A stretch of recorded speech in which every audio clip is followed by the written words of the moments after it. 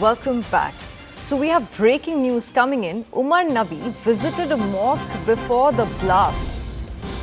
The suspected Fiddain attacker was spotted near a mosque in Delhi. This was hours before the blast when Nabi was driving in the national capital. Nabi was caught stepping out of the I-20 car.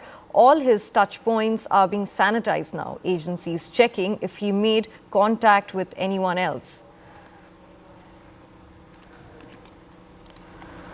So investigators are examining the CCTV footage suggesting that Dr. Umar Nabi, the suspected Fiddain attacker behind the Red Fort blast, stopped near a mosque in Delhi just hours before the explosion. The footage reportedly shows Nabi stepping out of his white I-20 during a drive that took him across the city from Badarpur to Netaji Subhas Place, in what officials now describe as a final joyride with the explosive-laden car. We have Anvit live with us right now on the phone. So, Anvit, do you think this pit stop that he made at the mosque before the blast was a religious visit before the attack, or do we have evidence that he interacted with someone inside the mosque or nearby or outside the place?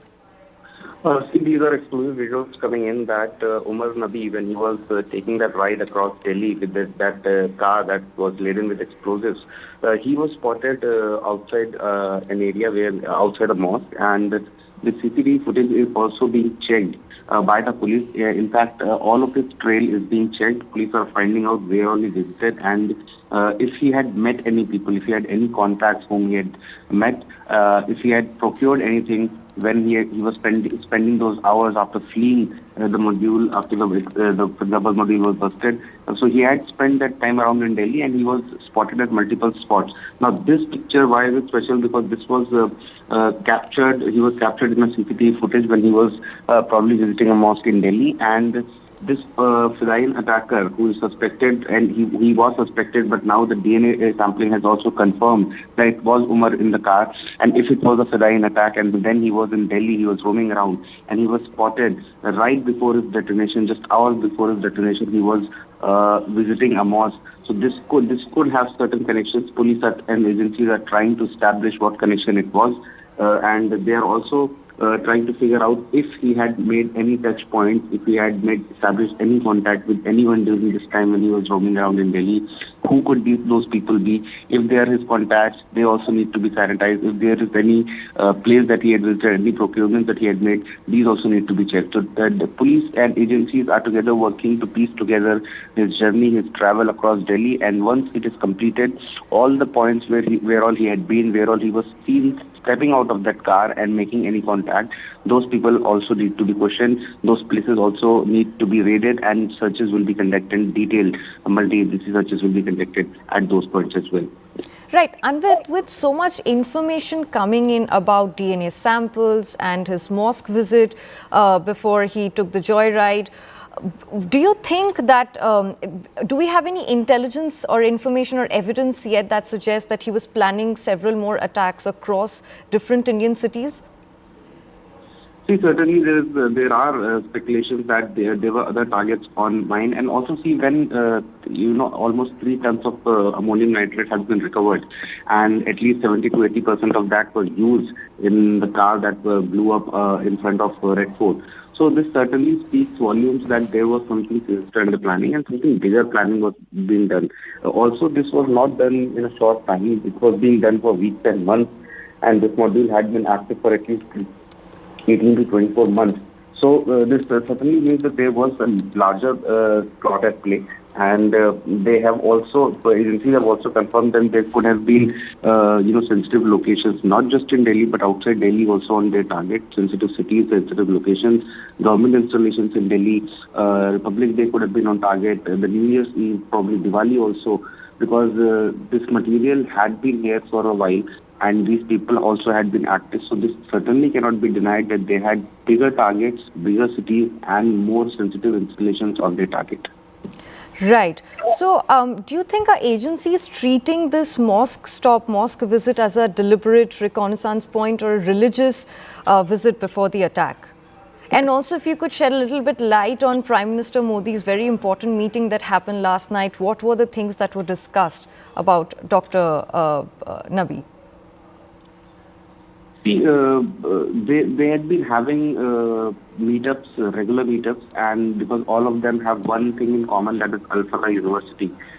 They have been connected for a long time, and as the planning certainly was underway, and their connections were certainly strong, because the moment Faridabad police and JK police raided and arrested the other module members, Umar Nabi managed to flee. Either he was informed that such and such, this is being done, a raid is being done, and therefore he managed to escape. But he certainly was in touch, and later on, him conveying to others that he will be going to do something big. This certainly shows that how they were in touch with each other regularly and throughout, and also it means that there was they had been planning something, and the hoarding of at least 2,900 kilograms of ammonium nitrate, which is used to inflate the effectiveness of an explosive. And in this case, also we are learning that ammonium nitrate was used in that car, along with a base explosive that is expected to be against. However, external reports are yet to confirm that, but a base explosive is required, and in this case we have been told that it certainly was a high military grade explosive that was used. So given that such a huge hoarding of ammonium nitrate, and then 70 to 80 kilograms of it being used in the car, in the I-20 that detonated in front of Red Fort, it's very, it speaks volumes that something sinister certainly was under planning, which probably did not take place as planned by them. And it is therefore, because of these reasons, it is also being speculated that this could possibly be a panic trigger, that Umar Nabi fled the spot with the car, whatever amount of explosive was there in the car, and then he came to Red Fort. He sat there for 3 hours, probably thinking as to what to do. And the moment he stepped out, he saw that there was huge traffic, there was heavy police arrangement, and that could be one of the reasons that he detonated the car there.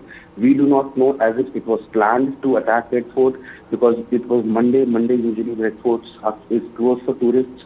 Whether he had planned that, or he was planning to take that car elsewhere and then detonate it. So these remain to be investigated as more and more people will be questioned.